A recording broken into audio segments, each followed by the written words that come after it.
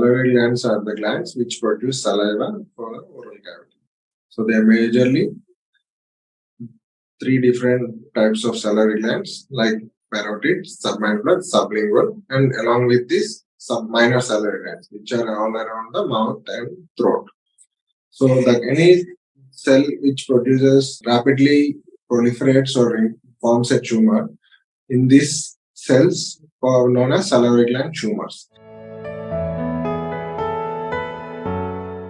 Salivary gland tumors are classified into basically two types. According to the World Health Organization, they are considered as benign, means non-cancerous, and malignant, means cancerous.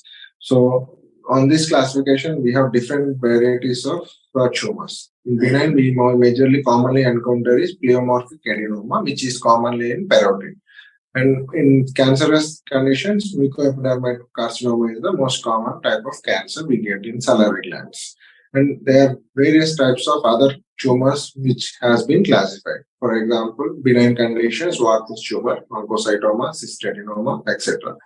In coming to cancerous, they are along with mucoepidermal, they are classified other tumors like Head Neck Surgical Tumor, adenoid cystic carcinoma, pleomorphic X carcinoma, squamous cell carcinoma. Generally, any cancer happens by any changes in the DNA or mutations in the DNA.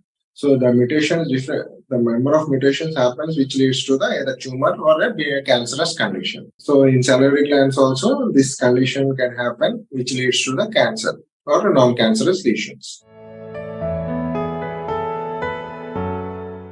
Common signs and symptoms for identifying salivary gland neoplasms or tumors are basically first is lump or a swelling which is palpable, means you can touch or feel it, or which is noticed and which is worrying you.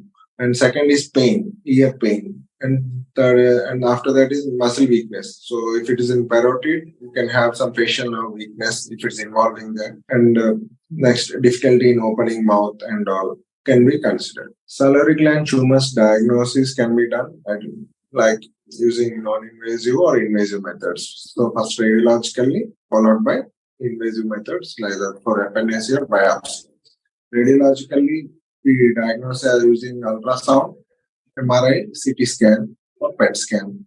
And in histologically, cytologically, we diagnose using FNAC, fine needle aspiration cytology, we call it, and or either you can diagnose with a biopsy. So this all the types.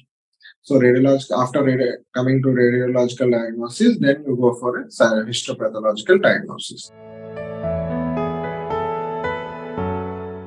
When a normal person can be consulted for salivary gland tumors, as I told you the symptoms, any lump, unusual lump which is worrying you or which is increasing in size or a period of time is a concern to meet you a doctor. The other thing is the involvement of skin or your facial muscles or palsy, what you can see, means not able to move one of your facial muscles is also one of the concern you need to meet a doctor. Or difficulty in opening the mouth. Also, you should have a concern in meeting the doctor. We have, as we classified like benign and non-cancerous. So in non-cancerous lesions, surgery is the mainstay of treatment. Removing the tumor in total will help you prevention in the recurrence.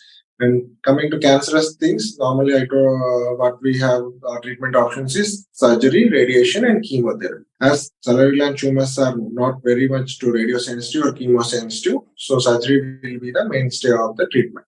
So the treatment includes the removal of the primary tumor, along with if it is metastasized to neck nodes, we have to remove that. We have to do the neck dissection. So for example, if it is parotid, which is involving superficial lobe, we remove superficial parotidectomy. That will be the treatment. So like that, if it is in submandibular gland or if it's in minor salivary glands, in oral cavity, based on the site, we can perform the surgery.